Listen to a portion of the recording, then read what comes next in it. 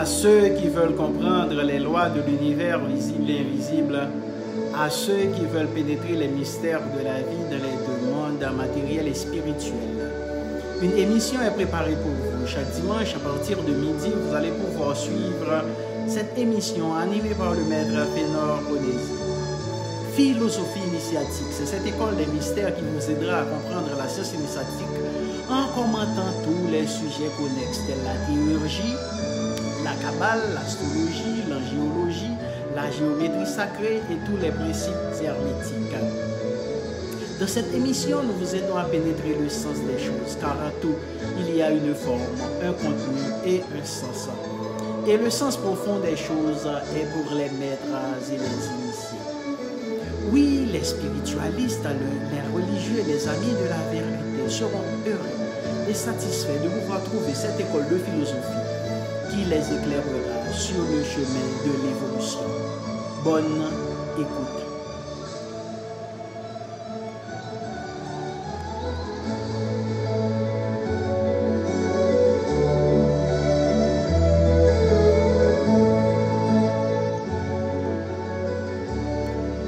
Je profite de cette occasion pour saluer tous les amis de cette émission Philosophie initiatique, tous les auditeurs, tous les auditrices, tous les Facebookers. Nous sommes toujours là chaque dimanche à partir de midi pour vous présenter cette émission de prédilection. Et dimanche dernier, je ne pouvais pas être là avec vous, mais aujourd'hui, je suis là en chair et en os pour vous entretenir sur un sujet très important. Alors, mes chers amis, gardez l'écoute pour pouvoir suivre cette émission. Et le thème d'aujourd'hui sera la puissance du feu et la puissance de l'eau. Je vous demande de me suivre constamment, oui, chaque dimanche. N'oubliez pas de vous abonner sur ma chaîne YouTube et de liker pour pouvoir propager ces connaissances. Oui, vous connaîtrez la vérité et la vérité vous affranchira. Gardez l'écoute, nous allons retourner tout de suite pour vous entretenir sur ce sujet très important, la puissance du feu et la puissance de l'eau dans la spiritualité. Gardez l'écoute.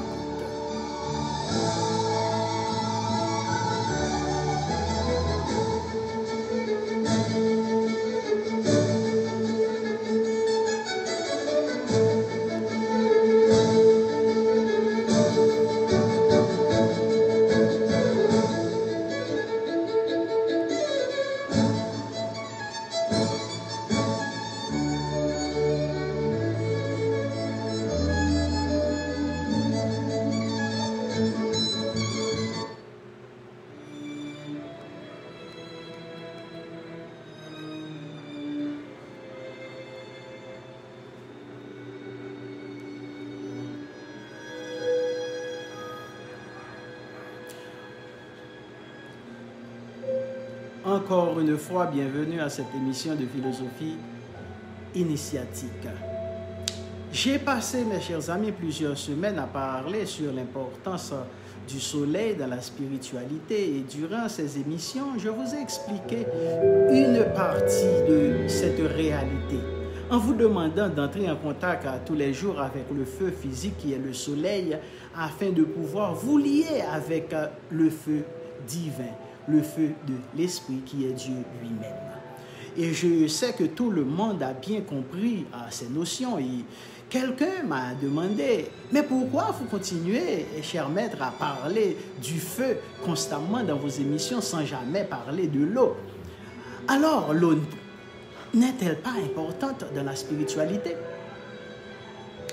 Pour répondre à cette question, mes chers amis, pour répondre à la question de l'auditrice et pour pouvoir vous aider à cerner les deux côtés de cette réalité, je vous parlerai aujourd'hui de la puissance du feu et de l'eau.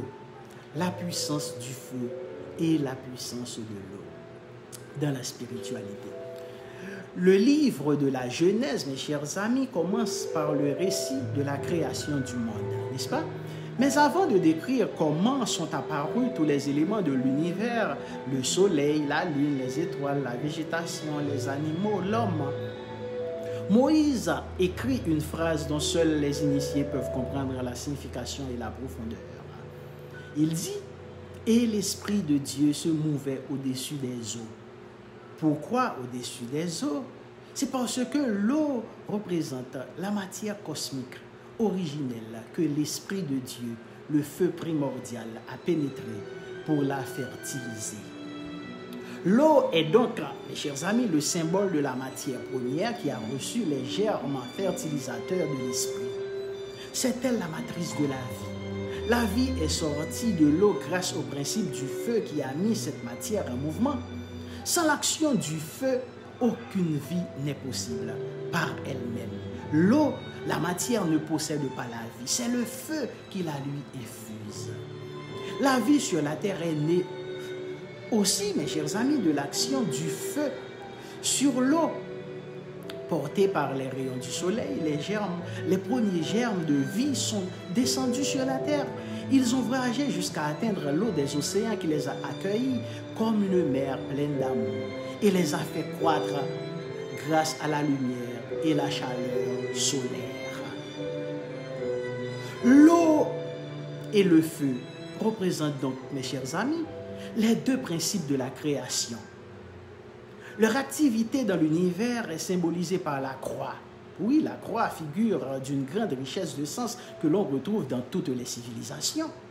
Oui, la ligne horizontale de la croix représente l'activité du principe féminin, l'eau, qui a toujours tendance à s'étaler, à se répandre à la surface du sol et en occupant le plus de place possible, cherchant même des interstices pour s'infiltrer sous la terre et disparaître. La ligne verticale de la croix représente le principe masculin, le feu, qui a au contraire tendance à se concentrer, à s'élever vers les hauteurs. L'eau est donc, mes chers amis, liée à la profondeur, à la surface et le feu à la hauteur. Ces deux directions inverses, horizontale et verticale de la croix synthétisée, sont celles qui représentent le mieux, mes chers amis, l'activité des deux principes masculins et féminins dans la création et dans les créatures. L'univers est rempli de ce symbole. Nous continuons. L'évangile de Saint Jean, où est rapportée la conversation de Jésus avec Nicodème. Oui, Nicodème était un docteur d'Israël. Et une nuit, il vint trouver Jésus pour s'entretenir avec lui. Et c'est à lui que Jésus fit cette réponse sur laquelle tellement de théologiens se sont interrogés.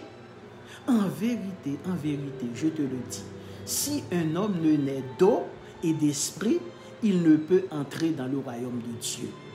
Ce verset présente des correspondances, mes chers amis, avec celui de la Genèse dont je viens de vous parler. Et l'Esprit de Dieu se mouvait au-dessus des eaux. Dans les deux cas, c'est le même phénomène qui est évoqué.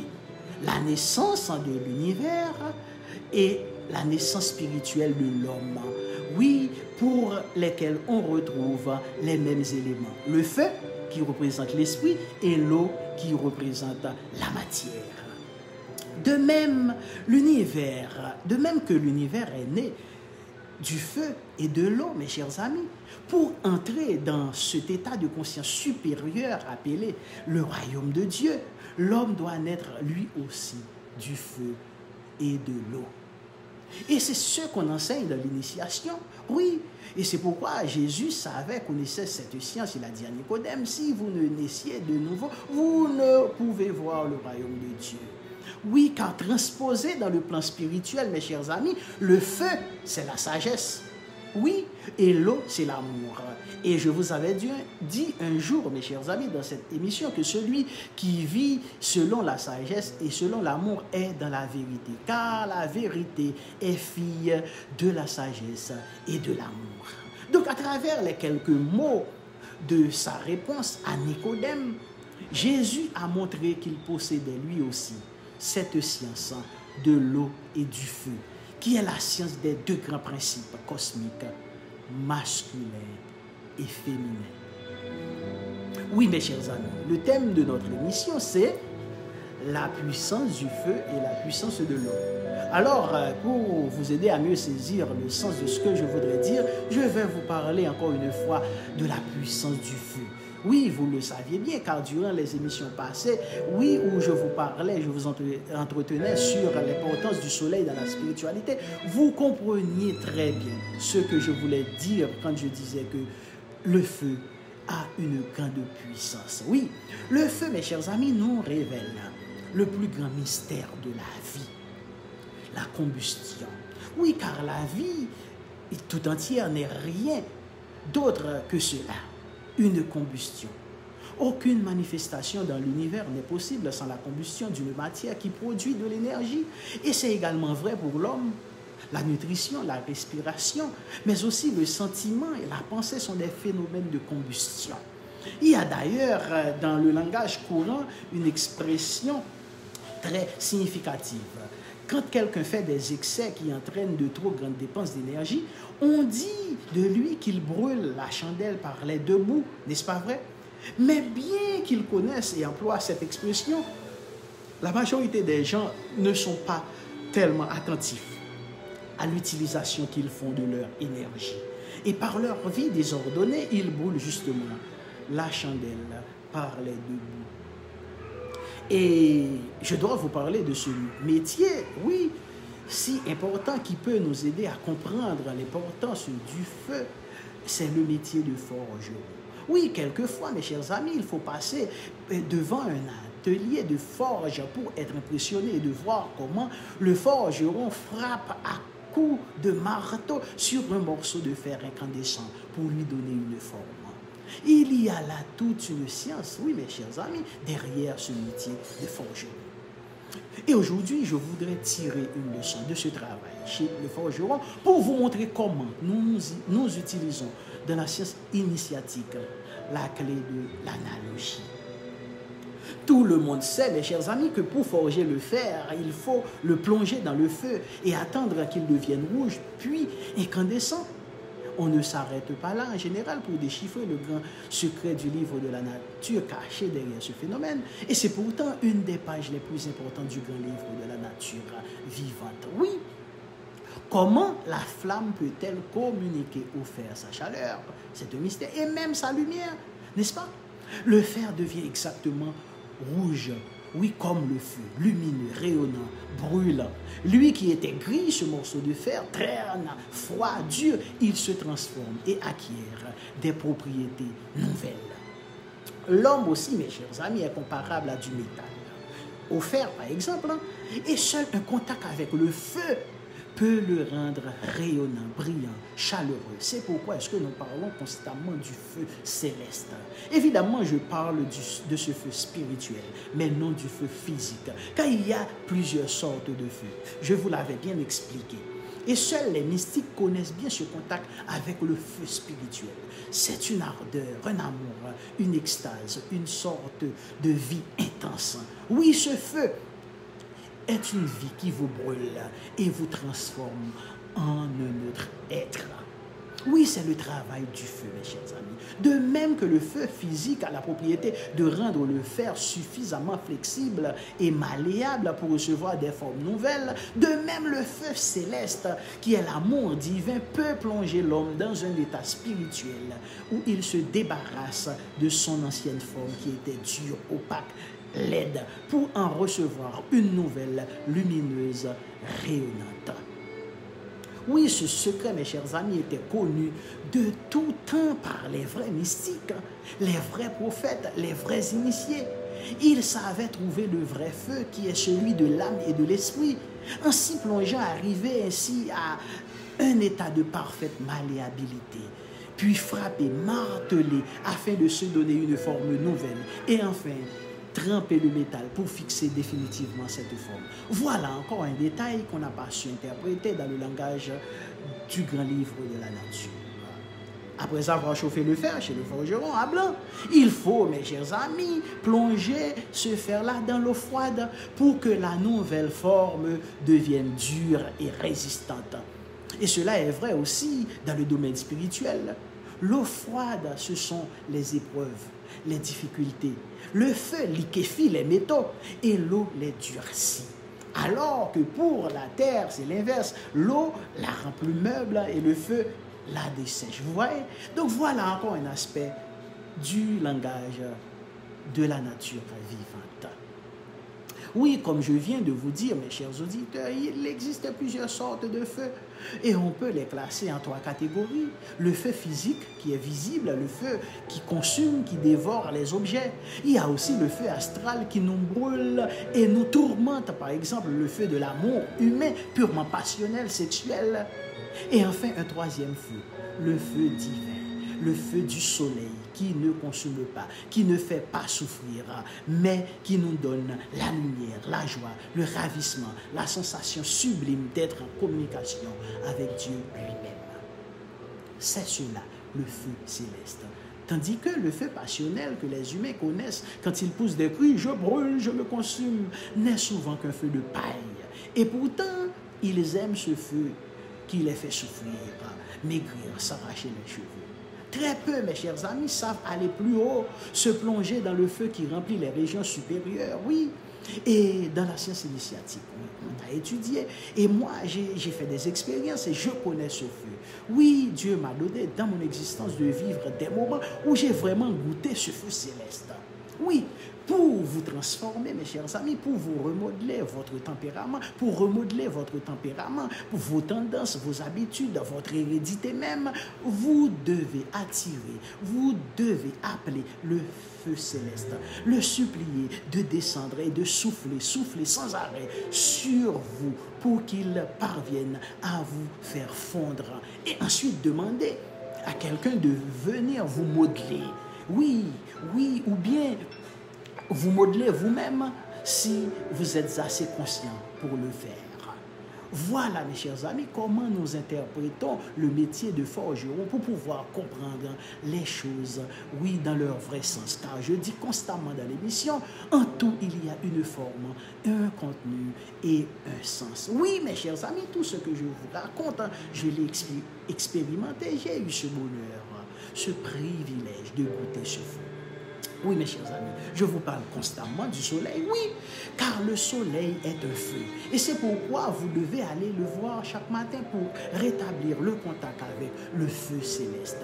Donc, si vous vous liez au soleil, qui est le représentant physique de Dieu, si vous laissez embrasser, si vous vous laissez embraser par le soleil avec tout votre amour, avec toute votre intelligence, des flammes commenceront à vous entourer et jaillir de vous. Oui, le Saint-Esprit n'est rien d'autre, mes chers amis, que le feu sacré du soleil.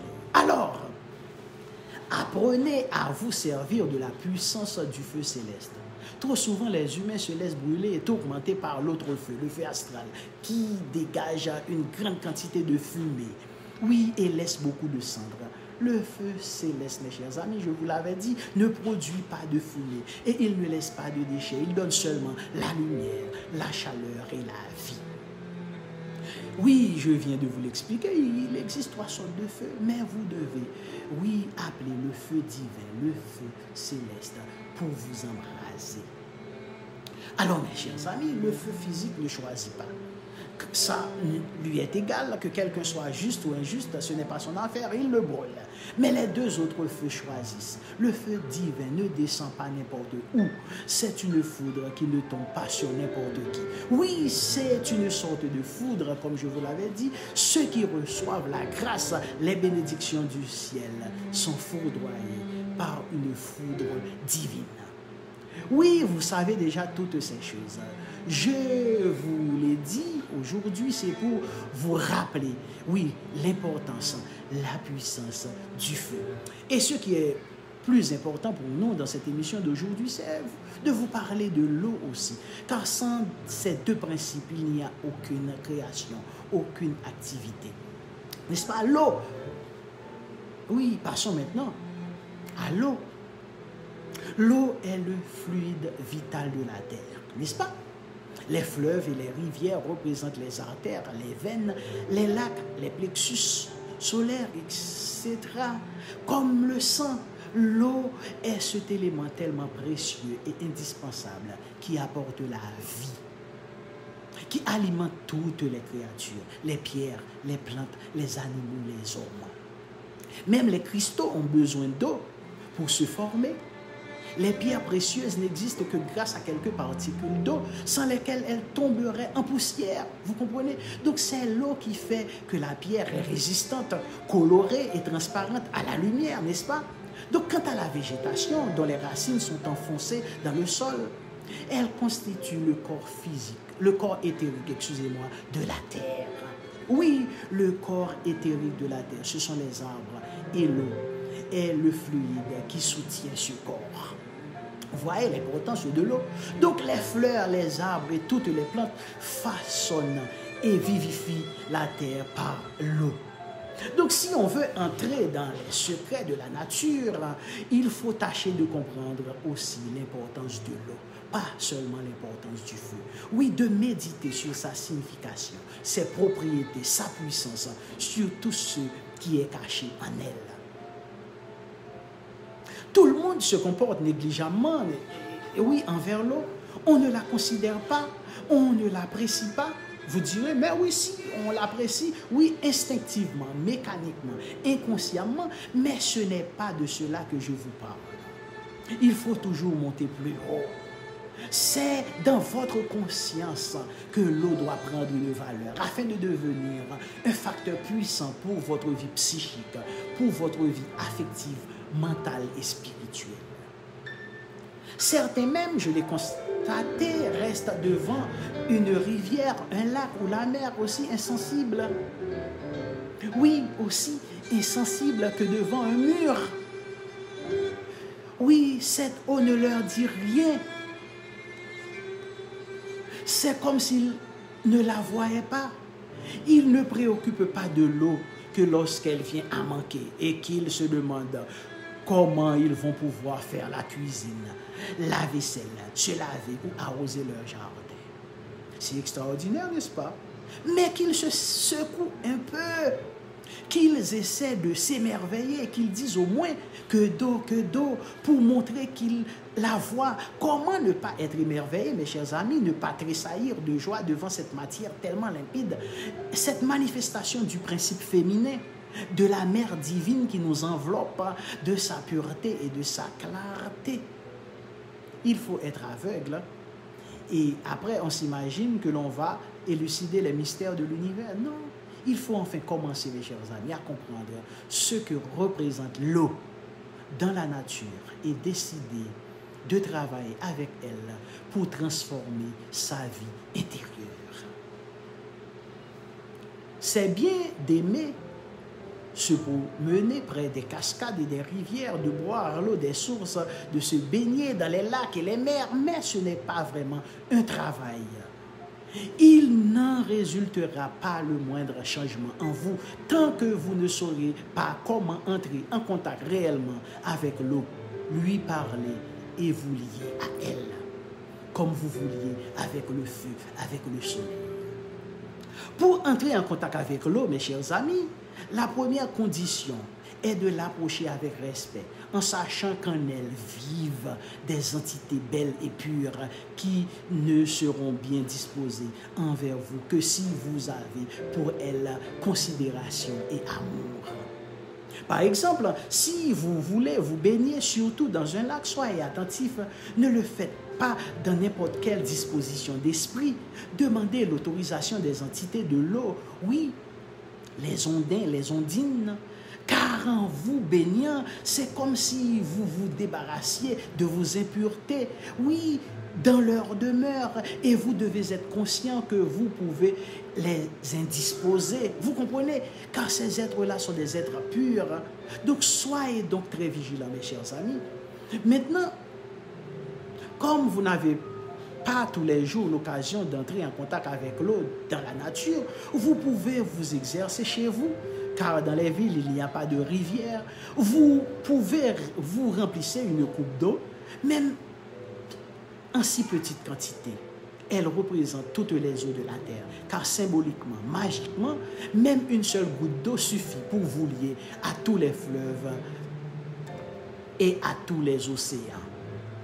Vous vous concentrez donc sur l'eau de cette coupe pleine. Vous la saluez pour qu'elle devienne encore plus vivante et vibrante. Vous lui dites combien vous l'admirez et la trouvez belle et que vous souhaitez qu'elle vous donne sa pureté et sa transparence. Puis vous pouvez alors toucher l'eau, la faire couler sur vos mains avec la pensée que vous entrez en contact avec son corps éthérique, que vous absorbez ses vibrations, que vous en êtes imprégné. Vous pouvez aussi, mes chers amis, former des images tout en gardant vos mains dans l'eau. Pensez par exemple que vous vous baignez dans un lac de haute montagne, le lac le plus pur, le plus cristallin, et vous communiez avec sa fraîcheur, sa pureté par la pensée. Donc si vous faites cet exercice en mettant vos mains, oui, dans une coupe d'eau, avec un sentiment sacré, vous sentirez votre corps vibrer en harmonie avec toute la nature. Vous serez allégé, purifié et même votre cerveau fonctionnera mieux. Donc après un exercice pareil, que de changement. Oui, mes chers amis, mais à condition que ce facteur le plus puissant, la pensée, se mette au travail. Donc tout ce que Dieu a créé peut, grâce à la pensée, vous servir, mes chers amis. Vous servir à vous améliorer, à vous purifier, vous renforcer et devenir plus intelligent. Mais puisque le feu et l'eau représentent les deux éléments les plus importants de l'univers, il faut savoir travailler avec le feu et l'eau. Alors, mes chers amis, exercez-vous. Ce n'est pas une chose minuscule et sans importance que de regarder de l'eau dans une coupe de cristal, de la toucher avec amour, de sentir sa fraîcheur, sa douceur, de contempler sa transparence. Oui, ce n'est pas une chose minuscule.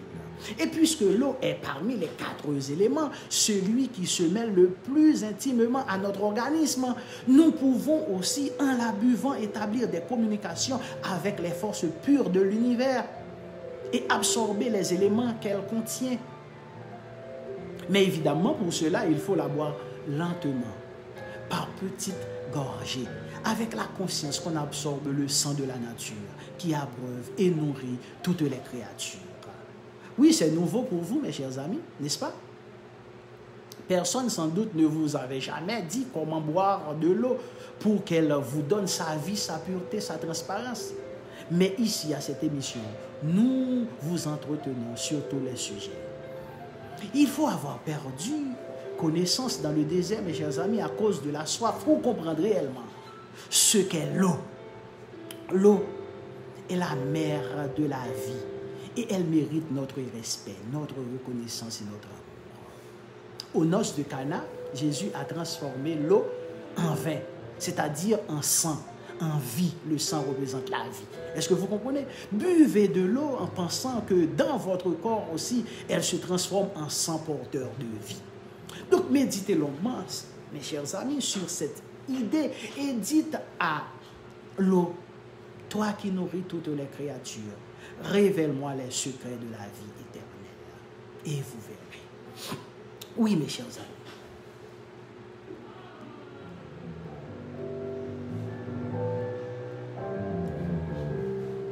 La puissance du feu et la puissance de l'eau, c'est notre sujet d'aujourd'hui. Que ce soit les mains, le visage ou le corps entier, la majorité des gens se lavent tous les jours, n'est-ce pas? Et se laver passe à juste titre pour faire partie du comportement des êtres civilisés, n'est-ce pas? Mais comment se lave-t-il? Ça, c'est une autre question.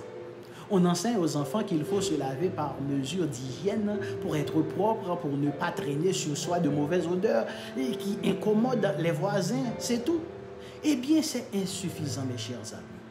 C'est vraiment insuffisant, car on peut être lavé et propre physiquement, mais rester intérieurement aussi sale que si on n'avait jamais pris un seul bain dans sa vie.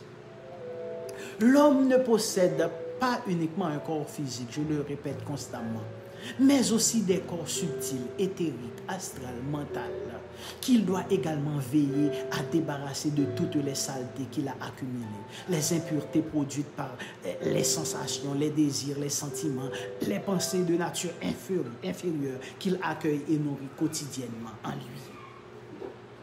Si l'eau nous lave dans le plan physique, mes chers amis, c'est qu'elle a la propriété d'entraîner et d'absorber les impuretés, n'est-ce pas? Donc, dans le plan spirituel, elle possède exactement les mêmes propriétés. Ce qui est en bas est comme ce qui est en haut, et ce qui est en haut est comme ce qui est en bas. Donc, si l'eau nous lave dans le plan physique, c'est qu'elle a la propriété d'entraîner et d'absorber les impuretés. Dans le plan spirituel, elle possède exactement les mêmes propriétés. Donc, toutes les religions ont préconisé la purification par l'eau, n'est-ce pas? Les ablutions, les bains spirituels. Ces pratiques sont fondées sur un savoir millénaire concernant les pouvoirs de l'eau. Vous direz que les conditions de la vie actuelle ne se prêtent pas tellement à ce genre de pratique, oui, de travailler avec l'eau. Mais si, mes chers amis, car depuis le matin au réveil jusqu'au soir où vous vous préparez à vous coucher, vous avez plusieurs occasions d'utiliser l'eau pour vous laver et vous pouvez profiter de ces occasions pour faire un travail psychique et spirituel. L'eau que nous connaissons et dont nous nous servons tous les jours n'est que la matérialisation de ce fluide cosmique qui remplit l'espace. Et par la pensée, nous pouvons entrer en contact avec ce fluide, car c'est en lui que baignent toutes les créatures. Vous vous rappelez du passage de la Genèse, n'est-ce pas, où Dieu dit « Et Dieu sépara les eaux d'en haut des eaux d'en bas, d'avec les eaux d'en bas. » N'est-ce pas? Donc la première condition pour ce travail de purification est donc de se laver avec la conscience qu'à travers l'eau, on touche un élément de nature spirituelle. Donc cette conscience commencera par modifier vos gestes. Combien on voit de gens se laver avec des gestes brusques, désordonnés, parce qu'ils croient que ça va les aider à se réveiller, à être en forme de bonne humeur. Oui, ça les réveillera, bien sûr, mais ces mouvements précipités ont un effet nocif, surtout pour le visage, quand on se lave, dont l'harmonie répond à une organisation très subtile des particules suivant des lignes de force déterminées. Le visage de l'homme est un reflet du visage de Dieu. Et celui qui lave son visage avec brusquerie et sans aucune attention brouille les traits de l'image divine. Ah, vous ne saviez pas. Alors, mes chers amis, lavez-vous avec des gestes mesurés, harmonieux, pour que la pensée aussi puisse se dégager et faire son travail. Concentrez-vous sur l'eau, sur sa fraîcheur, sa limpidité, sa pureté, et vous sentirez bientôt qu'elle ira toucher en vous des régions inconnues pour y produire des transformations. Non seulement vous serez allégé, purifié, mais votre cœur, votre intellect seront nourris par de nouveaux éléments plus subtils et vivifiants. Car l'eau inférieure, l'eau physique que nous connaissons, contient tous les éléments et les forces de l'eau spirituelle. Il faut seulement apprendre à les éveiller et à les recevoir en utilisant notre pensée. Les initiés ont des méthodes pour exalter les vertus de l'eau. Ils y jettent quelquefois une poignée de sel, allument des bougies en faisant brûler de l'encens et en récitant des formules, n'est-ce pas? Mais le plus important, c'est d'être d'abord conscient que l'eau est vivante et habitée par des entités très pures que l'on appelle les ondins ou les ondines. Oui, il y a aussi l'archange Gabriel qui est l'archange de l'eau. Oui, quand on veut travailler avec l'eau, on peut appeler l'archange Gabriel pour purifier l'eau que l'on utilise, n'est-ce pas? Donc, que ce soit dans votre salle de bain ou dans la nature, avant de prendre contact avec l'eau, vous devez la saluer avec beaucoup de respect et d'amour et demander à l'ange de l'eau, l'archange Gabriel, de vous aider dans votre travail pour se purifier. Il n'est pas nécessaire de faire des cérémonies longues et compliquées, mais chaque jour, on a plusieurs fois l'occasion de se servir de l'eau pour se laver.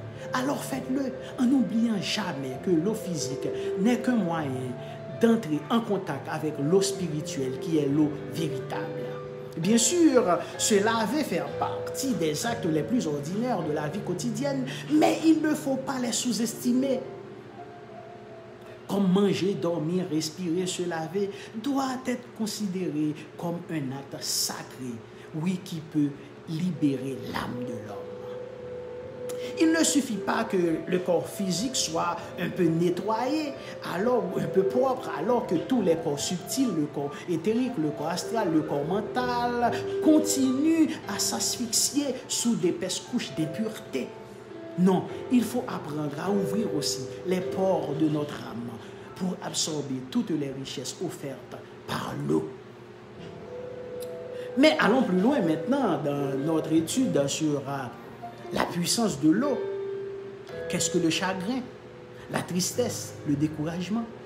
Ce sont des impuretés que vous avez laissées pénétrer en vous et qui troublent votre organisme psychique, comme un poison ou d'autres éléments toxiques troublent votre organisme physique. Grâce à l'eau, vous pouvez aussi remédier à ces états. Regardez l'eau, écoutez-la couler, que ce soit une source, un ruisseau, une cascade. L'eau qui coule libère le plexus solaire en entraînant les éléments obscurs qui le perturbaient. Car l'eau qui coule est l'image du renouvellement perpétuel de la vie. Et en la regardant, on est influencé. Évidemment, en ville, dans la vie quotidienne, il n'est pas facile de rencontrer des sources, des cascades. Mais alors, ouvrez un robinet à la maison. C'est moins poétique quand même, mais cela peut être aussi efficace comme être devant une source. L'essentiel, c'est de se concentrer sur l'eau qui coule. Vous pouvez aussi plonger vos mains, comme je l'avais dit, dans l'eau. Toutes les influences entrent et sortent par les mains. Oui, les bonnes comme les mauvaises, car les mains et particulièrement les extrémités des doigts sont comme des antennes qui captent les ondes et les renvoient. Alors trempez vos mains dans un récipient d'eau ou bien laissez couler sur elles pendant un moment l'eau du robinet en pensant qu'elle vous traverse de sa pureté, de sa fraîcheur et emporte tous vos états négatifs. Et comme le plus important est l'activité de la pensée, n'oubliez jamais cela. Vous pouvez faire cette expérience même si vous n'avez pas d'eau. En visualisant l'eau, en pensant à l'eau, vous pouvez faire cet exercice par la pensée. Oui, mes chers amis, quelles que soient les circonstances de la vie, il y a quelque chose à faire. L'essentiel, c'est de ne pas rester inactif, de ne pas subir. On peut travailler avec le feu et on peut travailler avec l'eau, oui, pour son évolution spirituelle. Et s'il vous arrive parfois d'être assailli par des impressions pénibles dont vous voudriez vous débarrasser et que vous n'ayez pas la possibilité de toucher ou de voir de l'eau, fermez les yeux et faites travailler votre imagination. À ce moment-là, vous êtes sûr de prendre une douche, un bain par la pensée ou de vous plonger dans un fleuve, un lac, un océan. Des milliers de gouttes d'eau ruissellent sur vous. Vous nagez, vous vous laissez emporter par le courant ou bercer par les vagues de la mer. Vous vous plongez pour vous perdre dans l'immensité. Donc restez là dans ces images merveilleuses, oui, dans votre pensée le plus longtemps possible. Et peu à peu, vous sentirez une transparence, une légèreté, comme si vous aviez été véritablement traversé par des flots purificateurs et vivants. Comment se fait-il que les humains qui reconnaissent les pouvoirs de l'eau dans le plan physique n'aient pas la moindre idée des pouvoirs qu'elle possède dans le plan spirituel? Regardez, pour ranimer quelqu'un qui vient de s'évanouir, on l'asperge de l'eau. Et on ne pense pas que l'eau spirituelle peut aussi rendre la vie. Alors réfléchissez, mes chers amis. Les exercices, les méthodes que je vous donne aujourd'hui doivent vous amener à découvrir l'eau intérieurement. Car je vous l'ai dit et je le répète, l'eau physique n'est qu'un reflet grâce auquel nous pouvons nous lier à l'eau véritable. Et cette eau véritable, il faut la chercher en nous.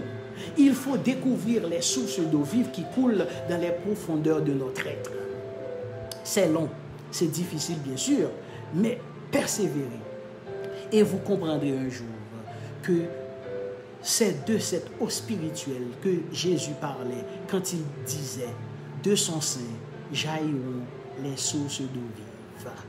Alors mes chers amis, gardez l'écoute. Je vous reviens tout de suite pour continuer avec l'émission, pour que vous compreniez l'importance du feu et l'importance de l'eau dans la spiritualité.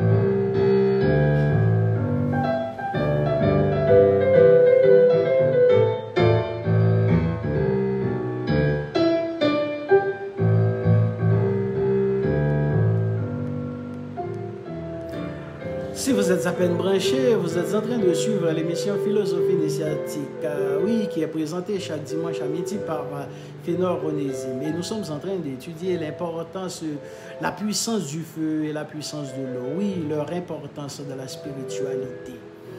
Et je vous demande, mes chers amis, de vous abonner sur ma chaîne YouTube et de liker. Et merci à tous mes chers auditeurs, à Roy Charline, à Ruth Altidor, à Tassiana, qui sont en train de suivre et tous les autres qui sont là pour suivre l'émission.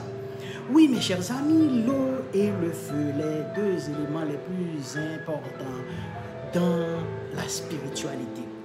Il existe dans l'univers deux principes fondamentaux qui se reflètent dans toutes les manifestations de la nature et de la vie, et que l'on appelle principe masculin et principe féminin. Oui, toute la création est l'œuvre, mes chers amis, de ces deux principes, qui sont la répétition des deux grands principes cosmiques créateurs, le Père Céleste et la Mère Divine, dont l'homme et la femme sont aussi un reflet. Donc, partout dans la nature, vous ne verrez que ces deux principes au travail sous différentes formes et dimensions. Vous les verrez aussi dans l'être humain lui-même, non seulement dans son corps physique, mais dans son être psychique où l'esprit et l'intellect représentent le principe masculin, l'âme et le cœur représentent le principe féminin. N'est-ce pas? Je reprends pour vous. Je dis que vous verrez aussi dans l'être humain, dans l'homme lui-même, oui, non seulement dans son corps physique, mais dans son être psychique, où l'esprit et l'intellect représentent le principe masculin, l'âme et le cœur représentent le principe féminin. Partout dans l'univers, on ne trouvera que ces deux principes. Oui, ces deux principes doivent obligatoirement travailler ensemble. Séparés, ils sont improductifs. C'est pourquoi ils sont toujours à la recherche l'un de l'autre.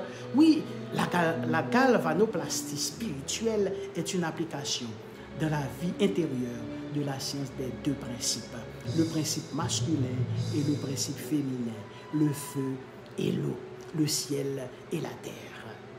Donc, il existe dans l'univers deux principes fondamentaux, oui, comme je viens de dire, qui se reflètent dans toutes les manifestations de la nature et de la vie.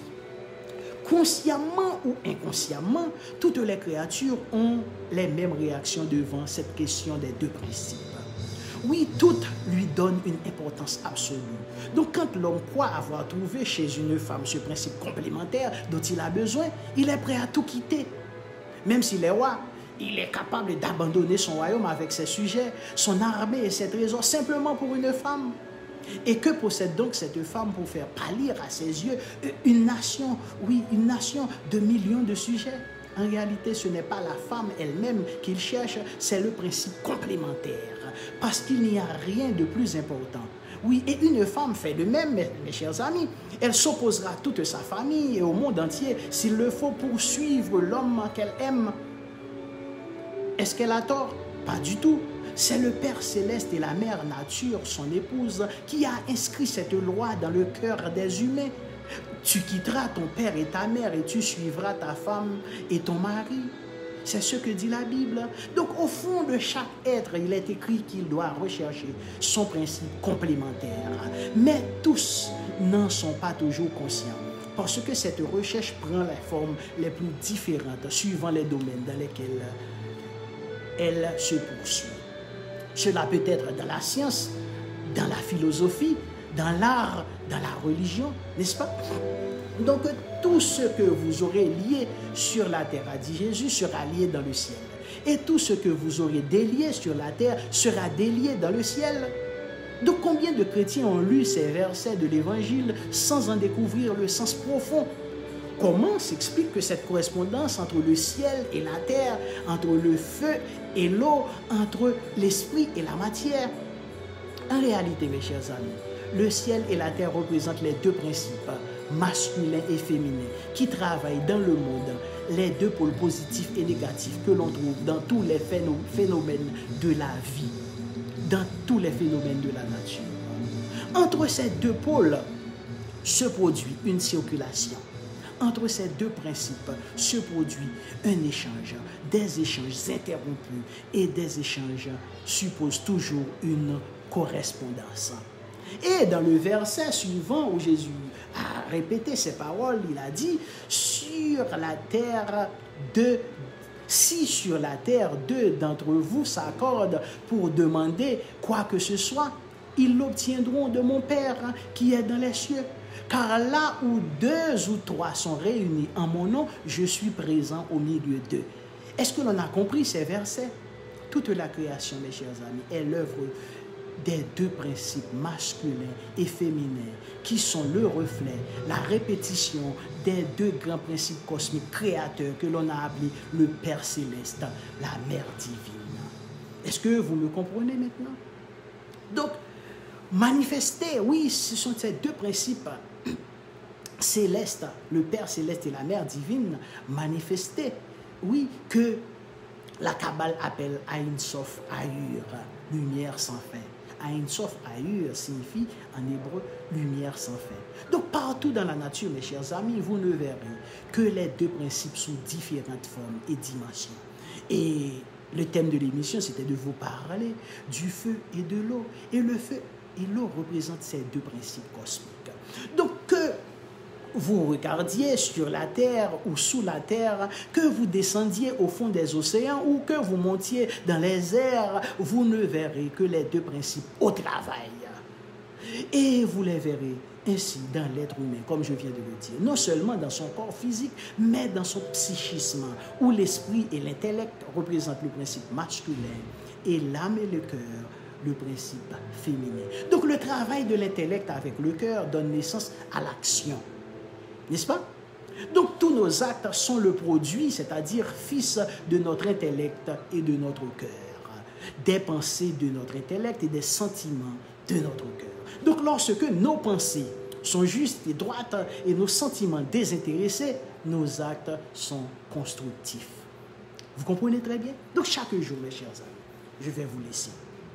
Chaque jour, nous devons nous lier au ciel pour rétablir cette circulation d'énergie entre lui et nous, entre le ciel et la terre, entre le feu et l'eau, entre l'esprit et la matière. C'est très simple. Donc, par notre pensée et notre amour, j'ai mentionné en commençant l'émission, par ce passage de l'Évangile où Jésus dit « Si sur la terre deux d'entre vous s'accordent pour demander quoi que ce soit, ils l'obtiendront de mon Père qui est dans les cieux. Donc, car là où deux ou trois sont réunis en mon nom, je suis présent au milieu d'eux. » Autrement dit, là où est la lumière de l'intellect, la bonté du cœur et l'activité de la volonté, je suis là. Il faut donc lier deux ou trois. Il suffit que deux soient liés pour faire apparaître le troisième. Donc Jésus a dit deux ou trois et non quatre ou cinq. Deux, c'est-à-dire celui qui pense et celui qui désire. Trois, c'est l'action. Donc l'enfant des deux autres. Est-ce que vous comprenez? Donc pour obtenir un résultat, il suffit de penser et de sentir. Parce que l'action est le fruit des pensées et des sentiments. Et l'action suivra toujours. Oui, mes chers amis, la puissance du feu et la puissance de l'eau. Sans le feu et l'eau, on ne peut pas travailler dans le plan spirituel. C'est pourquoi Jésus a dit, si un homme ne naît d'eau et d'esprit, il ne peut entrer dans le royaume de Dieu. Donc, je vous avais beaucoup parlé aujourd'hui du feu et de l'eau. Et je sais que vous commencez à comprendre l'importance de ces deux éléments dans la spiritualité. Oui, je vous ai parlé du feu physique et du feu spirituel. Je vous ai parlé aussi de l'eau physique et de l'eau spirituelle. Alors, mettez ces connaissances en pratique et vous allez avancer sur le chemin de l'évolution, sur le chemin de la perfection. Soyez toujours branchés, mes chers amis, chaque dimanche pour suivre cette émission de prédilection. Et je sais que les amis de la vérité seront grandement satisfaits pour pouvoir trouver dans cette émission des connaissances qui les aident à avancer sur le chemin de la perfection. Merci d'avoir été à l'écoute de cette émission. Je vous donne rendez-vous dimanche prochain à la même heure pour continuer avec nos études sur la philosophie initiatique. Merci d'avoir été à l'écoute. Bonne journée, bonne semaine. Namasté. Que la lumière soit sur vous. À tantôt.